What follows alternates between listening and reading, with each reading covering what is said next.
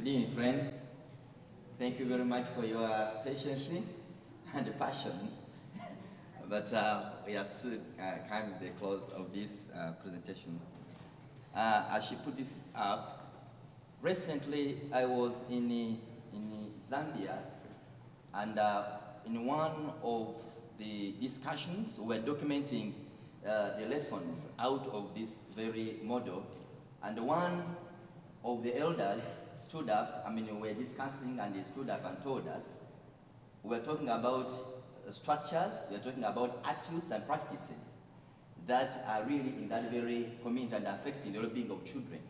And he stood up and told me and said as follows, my son, let me tell you, the thing that we are talking about is embedded within this very community, that our children are married off when the mother is still pregnant.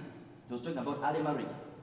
So that the fate of the child of whom they are going to marry is decided at pregnancy. And he said that the thing you are talking about, we cannot change today or tomorrow.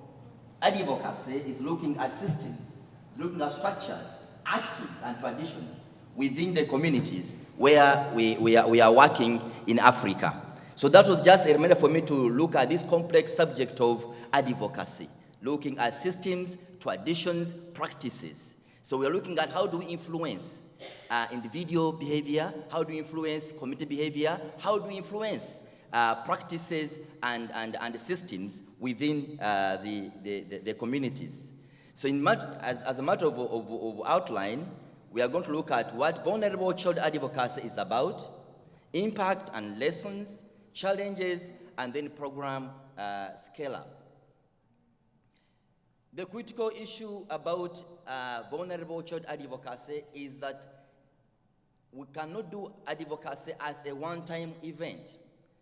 But most cases, advocacy has been done at an ad hoc level, but not an ongoing kind of program by civil society organizations because of limited skills. It's a gray area by most of the civil society organizations in Africa. Then limited resources, people are more providing resources to serve delivery where they see tangible, immediate tangible benefits other than advocacy about processes.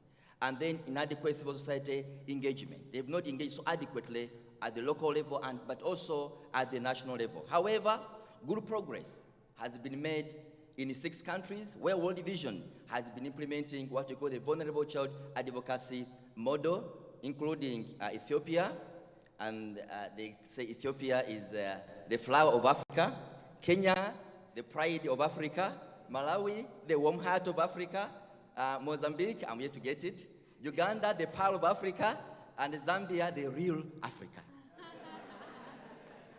That's how they call them. I'm yet to get Mozambique, I'm getting soon, I tell you, when we come back next year. Okay, about vulnerable child advocacy program, we have developed a model, materials, and has the capacity to scale up the model in Africa. Now, what's the goal of vulnerable child advocacy? Is to expand the civil society capacity, participation in the community, national and international level in developing and implementing policies and programs that support the well-being of children in Africa. Looking how to strengthen the capacity of communities, then at the national level and the international level to be able to do effective advocacy by influencing policies and then programs. 2 key outcomes. Outcome number 1 is looking at changing individual and community attitudes and behavior. Like what I told you about, how do you change that kind of thinking, social, cultural kind of behavior, traditions, laws, and policies that perpetuate inequality and deny justice.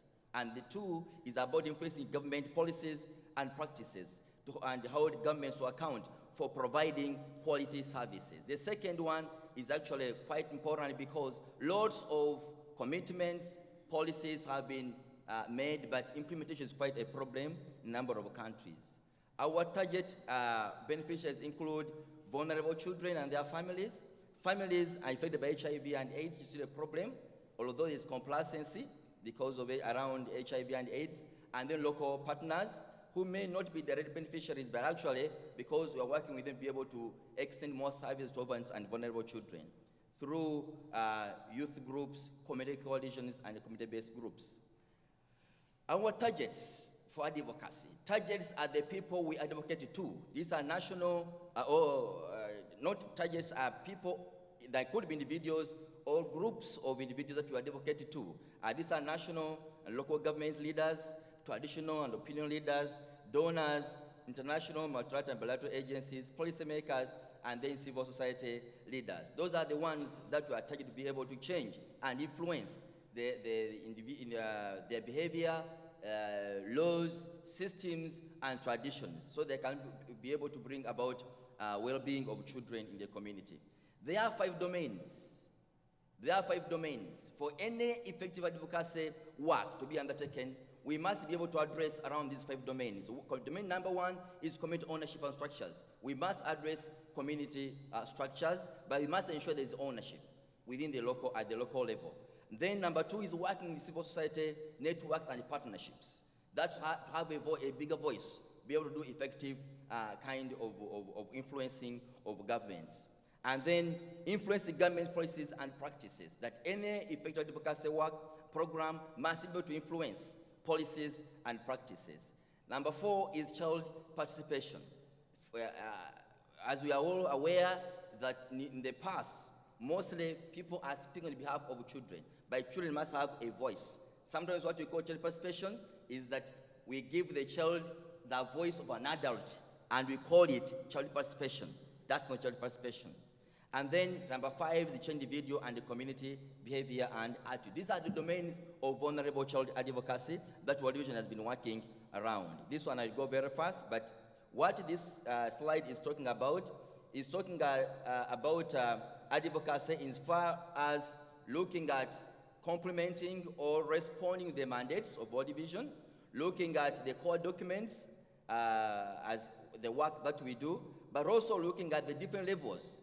At national level, we must be engaging with government leaders, but also building the capacity of the staff and the people that we work with and mentor them.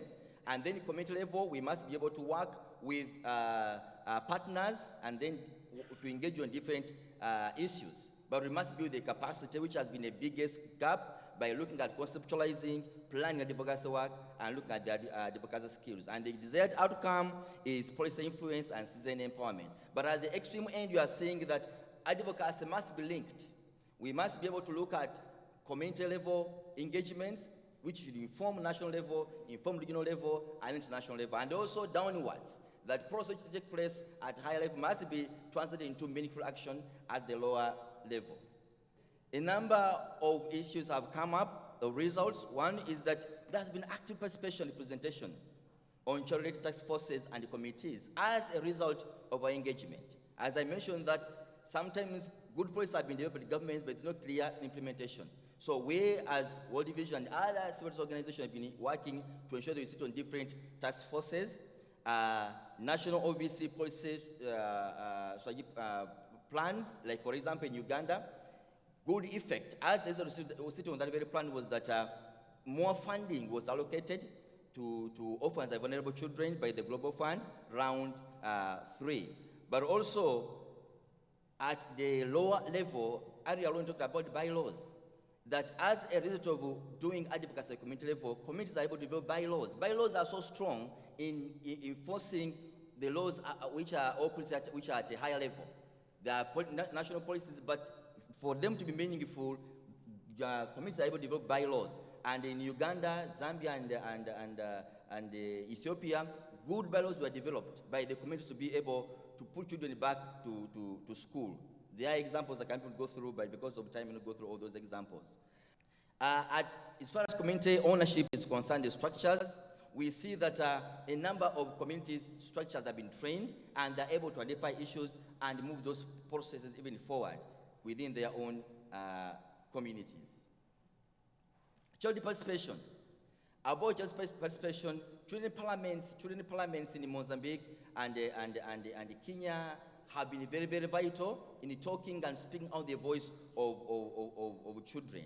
And as a result of the children parliaments, guidelines were developed by World Vision in Kenya, and the government has taken on those guidelines to scale children's parliaments in the entire country because of the practice of children speaking on their own behalf. So those guidelines are now being scaled up in the entire country, and that's quite very, very strong.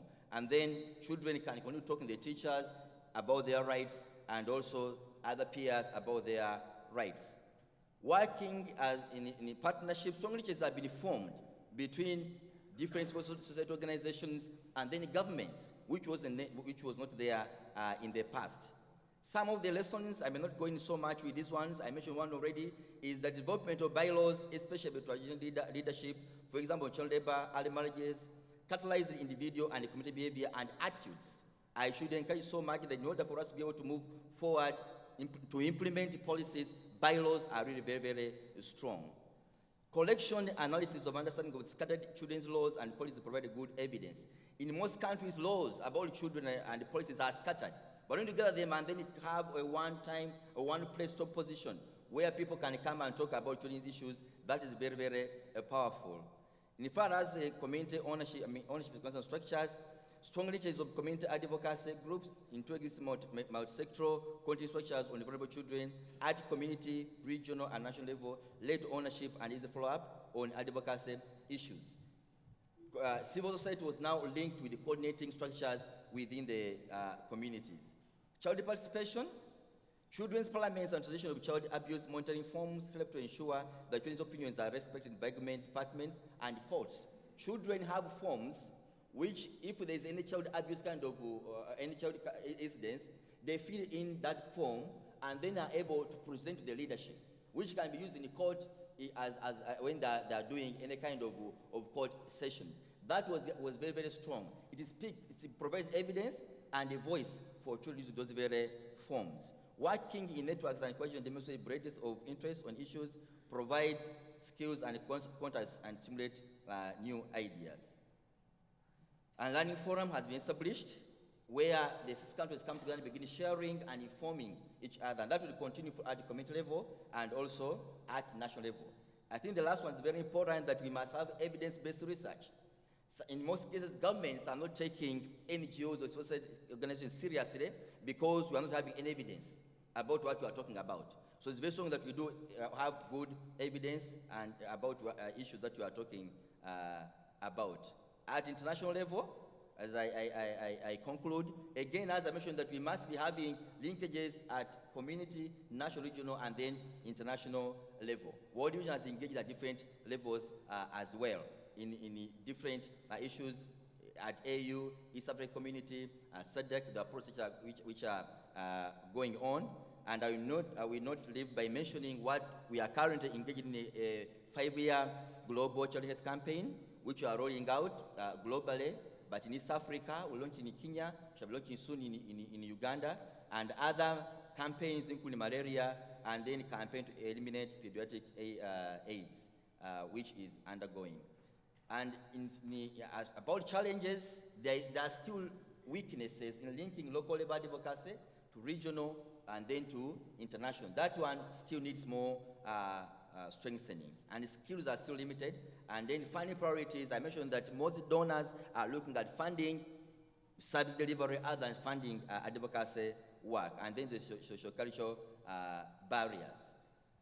So, in matter of scaling up, we are looking at from the 6 countries, we are now moving in 18 countries in Africa. By looking at, in far as scaling up is concerned, we are going to emphasize improving policies for vulnerable children, looking at sustainability through behavior change against harmful traditional practices, and focusing on community empowerment and changing of policies. Thank you very much.